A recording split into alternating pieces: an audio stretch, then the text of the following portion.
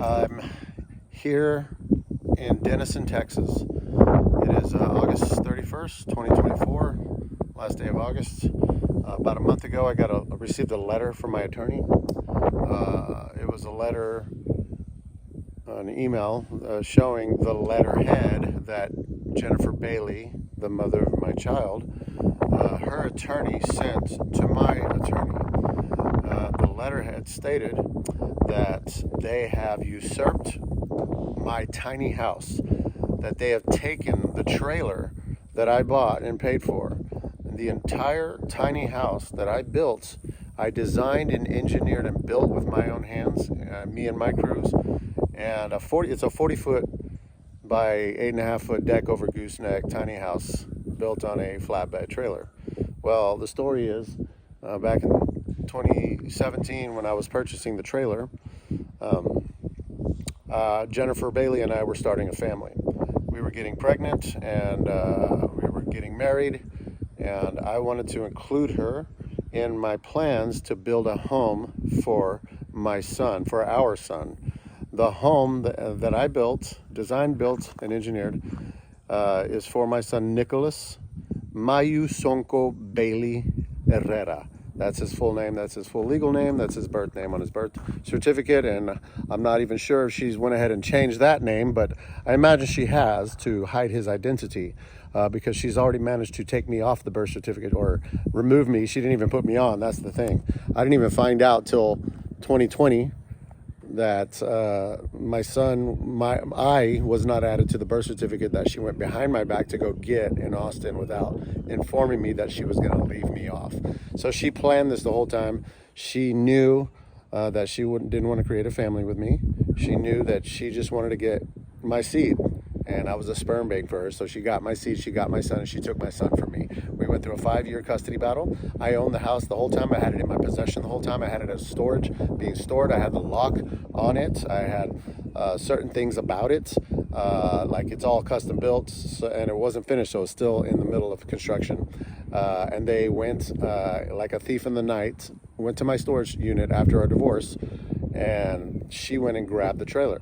Now, during the time that I was purchasing the trailer, in about December 2019, I wanted to show Jennifer, who has always had doubts and all these fears all the time, I wanted to show her that I wanted to include her in my family plan for our son and our family plan. It was always an our plan with me, and little did I know that she had her own plan. I proceeded to add her name to the title to my tiny house trailer, to the trailer. I just bought a trailer. I didn't buy a house. I bought a trailer, and I added her name to it. Well, when the people that made the trailer added her name, they sent the title to her, and then she had the title the whole time. So she never gave it to me through the divorce. She kept holding that over my head, stating that I'll give you your tiny house back. I'll give you the trailer back as soon as we settle our child custody arrangements. But then I divorced her, and then I caught her cheating, and I caught her doing all kinds of crazy things. And then she amped up her assault against me, legal assault against me, and made up all these false allegations. Long story short, she lied and said that I was hurting and abusing my son, doing inappropriate things, and she went ahead and had the courts take my son from me. So after that court hearing, she went and got the trailer. She went into my storage facility. They found out where it was, and they went and just took it. And when they did that, they had paid somebody to tow it on the Texas roads, and it's, number one, it's illegal. It's not, it's above its weight capacity. I'm the one that built it, so I know all these things, right? So it's definitely a couple thousand pounds above the weight capacity. It needs another axle, a third axle, so it needs 6 wheels in the back, and it only has 4.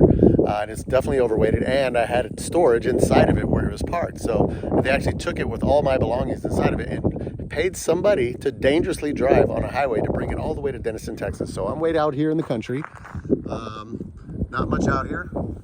I drove over an hour to get here in Denison, Texas, and they picked the furthest storage facility they could find to take the things out of my tiny house trailer and put it in here. Now, the letter that this attorney, Greg Witten, sent to me said, we have Jennifer's trailer in our hands. We have taken everything that belongs to you off of it. and we put it in a storage facility. And I called the storage facility, and I found out that's only a 10 by 15. I said, 10 by 15? I got a 40-foot tiny house there. So in order for them to put all my belongings inside the storage, they'd have to cut up my tiny house into pieces. So that's what I thought they did the first time. But come to find out, I came to the storage facility, only the interior of it was taken out, which was my son's entire bedroom. My son and I built this bed together, and I'm about to show you. He helped me sand it, he helped me paint it, but this bed, I'm gonna show you real quick. Let me just go in there and show you. I built this amazing tractor bed for my son by hand. The most beautiful thing bed, or the only bed I've ever made. Solid lumber. I got him a nice organic, beautiful Tempur-Pedic mattress, and I had his name created in a beautiful construction emblem, like his logo, and I had a bookshelf, which is the front of the tractor part, and he had this amazing bed and this amazing painted desk I got for him as well, this beautiful school desk, and these are some of the items that were in his bedroom as he was growing up. And then this is the flooring of the composite decking of my tiny house, and my pocket door right here, and the flooring, the eucalyptus wood flooring that I sourced and was going to put into the tiny house when it was ready. It's not ready yet. It's still under construction. Here's some metal pieces from the house. So long story short, he gave me an ultimatum. He sent me the letter, said, all your belongings are inside the storage, so you need to go get it. And come to find out, my tiny house isn't in here. So they stole my tiny house. They have it in their possession. And now they're blackmailing me. Jennifer Bailey, the mother of my son, is blackmailing me, telling me that if I don't give her $25,000, they're gonna get rid of the tiny house. So here's the deal: they stole what belongs to me. It belongs to me. The whole thing is mine. I mean, this is a lawsuit right now, and I put over $80,000 into this thing. They just took it, and they're just saying, well, Jennifer's name is on it now, so it's all hers. So what's really going on is she doesn't want my son to ever know me. She doesn't want our son to know that he has a good father, a successful father, a brilliant and talented and gifted father who does things like this for his son, who builds a bed with him from scratch and designs, engineers, and builds a whole house for him for when he grows up. So my whole point and purpose of doing that was to have a home that I owned. I wanted to be a homeowner, but I also wanted it to be mobile because, all the crazy stuff happened in the world. I wanted to be able to pick up and move anytime we needed to. I wanted to make it life simple and easy and be minimalist type of thing. And I also built it because my ultimate goal was to take my son around North America and visit the national parks together. And we were going to do that in the tiny house. And I no longer have it. And my son, at this point, is never going to see it because Jennifer has gotten rid of it. So I have no idea where it is. But she's holding it hostage and telling me I need to pay her $25,000 for the item that already belongs to me and my son. I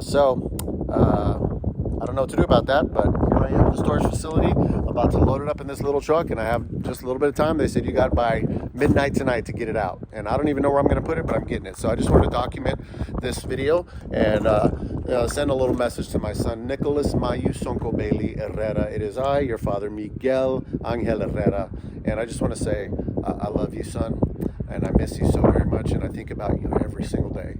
And it breaks my heart every day that I don't get to be with you. And I'm sorry that you came into this world with parents that aren't getting along and that are doing these types of things.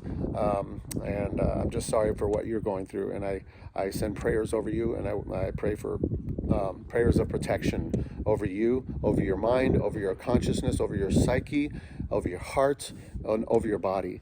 I pray God's healing hands over you, and I send the angels led by Archangel Michael to surround you. And may you be surrounded by angels and be protected at all times. But I love you and I miss you. I built you an amazing home, and I can't wait to show it to you someday if I can ever get it back.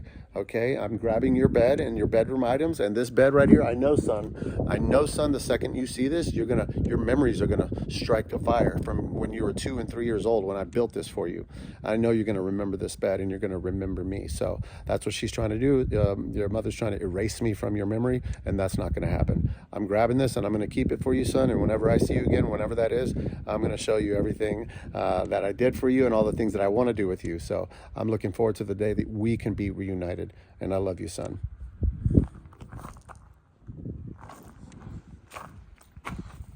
here's all the toys that I got for him. I know he's gonna remember all these things, all his Nerf guns and his trucks, his Tonka trucks that I got him. And this amazing Mandalorian sword. I know he remembers this thing. Mandalorian, baby. All right, son. Here we go. Let's load it up.